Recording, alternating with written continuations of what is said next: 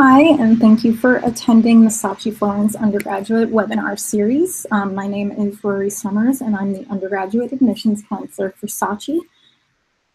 So I work with students who are interested in our academic year and semester abroad programs, as well as our late spring and summer studies, including the Venice summer program.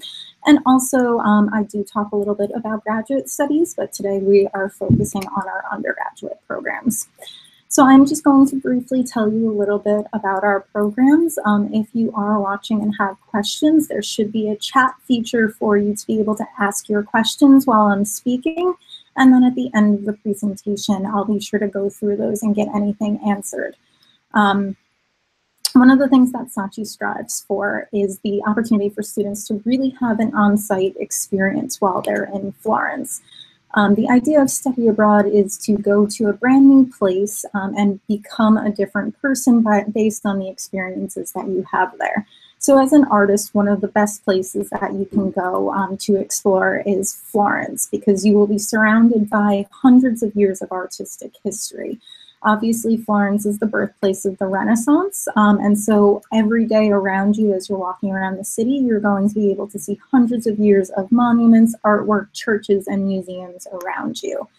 It's also a city that is still very active in the art scene today, and there are a lot of modern and contemporary artists at work, which SACI also gives you the opportunity to experience. So as a student, we want to get you out of your comfort bubble of your home campus and expose you to both the past and the present of Florence to inspire and help you grow as an artist. We also have opportunities for students to collaborate with different museums, organizations, and artists around Florence so that their work actually has the opportunity for real-life application. And that means that you won't just be making art for yourself. The art and the design work that you will be doing will actually be able to help and be implemented in different organizations. For fashion and design students, we also have a partnership with Ferragamo, which is very exciting, as well as a partnership with the local archaeology museum for students in the art conservation program.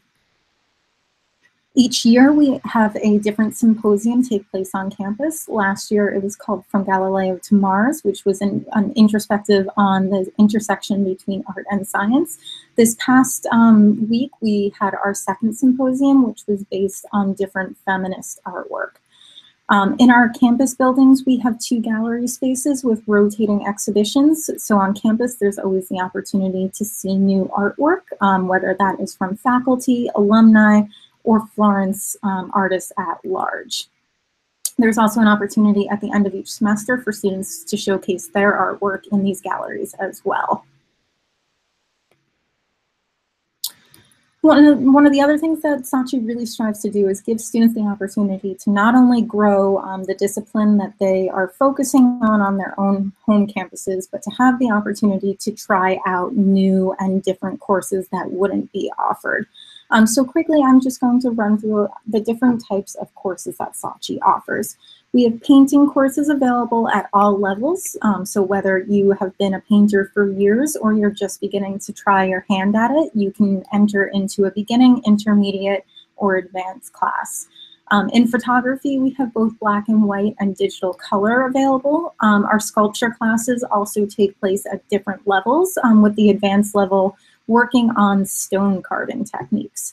Jewelry making is one of the courses in our craft area, as well as other classes such as weaving, and more in a second. That is one of our digital multimedia classes. And in our design area, we offer different options such as graphic design, illustration, infographics, typography, and more. Batik and serigraphy is another one of our craft area classes, as well as book arts. As I mentioned, we have art conservation courses, which range from paintings to sculpture to archaeological artifacts, and also the opportunity to work on restoration projects outside of our lab and in the community. Again, this is one of those courses where students are not just working to put fake objects together, but are actually working on objects that are hundreds of years old to restore them for public consumption, whether that's to go into a private collection or into a local museum. We also offer the opportunity for Italian language and culture courses and creative writing classes. All of our courses are taught in English, so there's no Italian necessary before you enter the program, but the option to take Italian is there, again, at the beginning, intermediate, and advanced levels. We also offer several different art history courses, which is one of the most unique ways to really experience Florence, because instead of sitting in a classroom at a desk looking at a slideshow, you will be out and about in the city, visiting museums, and talking about works of art that you will actually be standing directly in front of. Speaking of standing directly in front of things, we have plenty of different field trip and travel opportunities, whether that's just every day in your class, going around the city to visit the different monuments and museums of Florence, and to be inspired by what you see around you, or longer field trips on the weekend as part of your courses to places like Venice, Rome, Pisa, and more. Additionally, there are opportunities for students to travel on their own on the weekend, whether that be around Italy or further afield around Europe.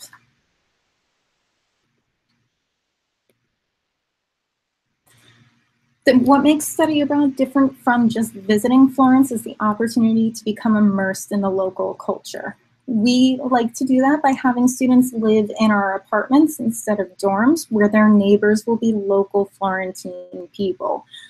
You'll live in the apartments with other SACI students, which are fully furnished, but the rest of the building will be local people who live in Florence year-round.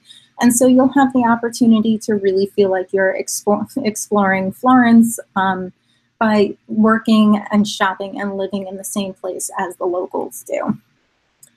We do not have a meal plan or a cafeteria, so students will be responsible for their own meals, and this gives students plenty of opportunity to try the local cuisine out and about in restaurants, but also to cook for themselves at home, to go shopping at the local farmers market, to buy their bread from the local bakery, and get to know their neighbors and the people in their neighborhood.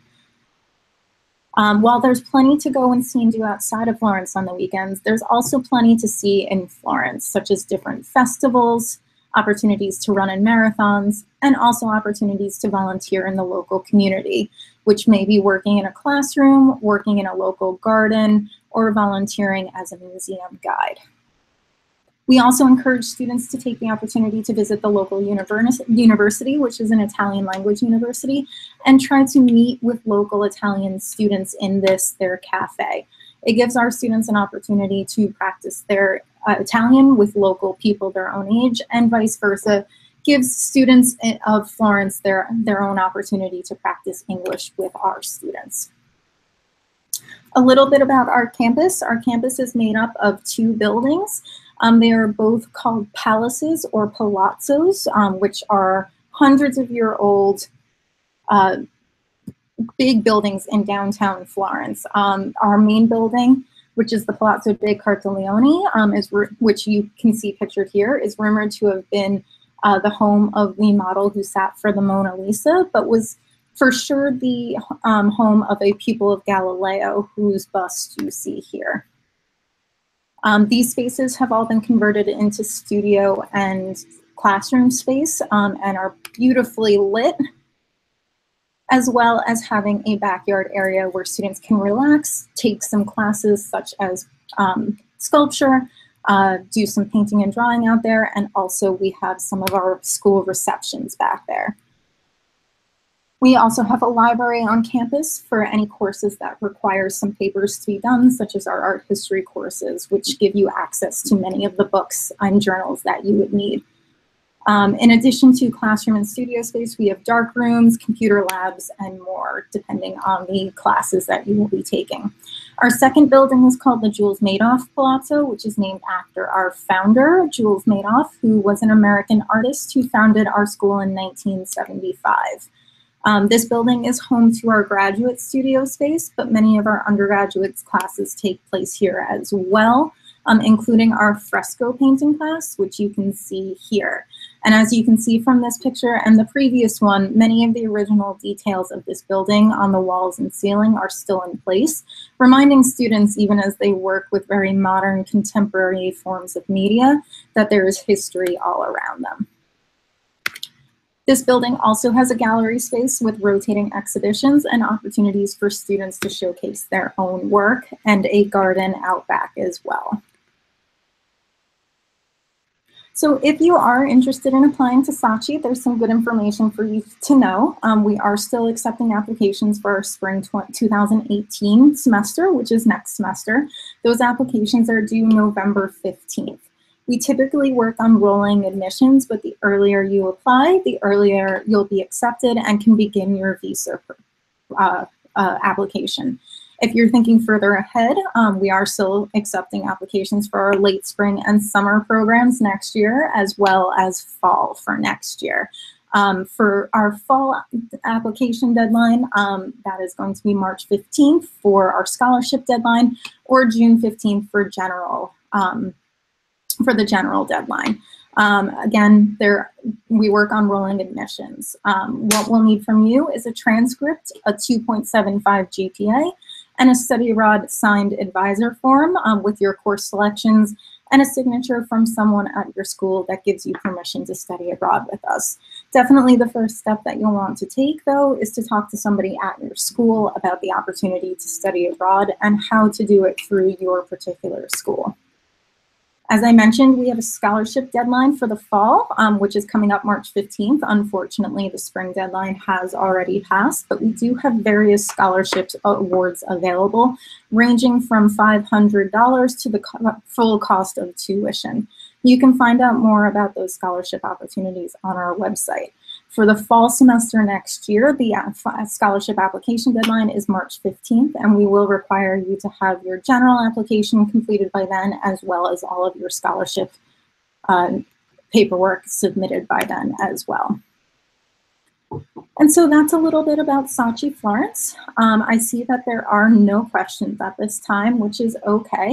If you do have any questions, you do have my email address, which is how you found your way over here with the link to this presentation today. So please feel free to send me any questions that you have at any time. Thank you so much for listening, and I hope to hear from you soon.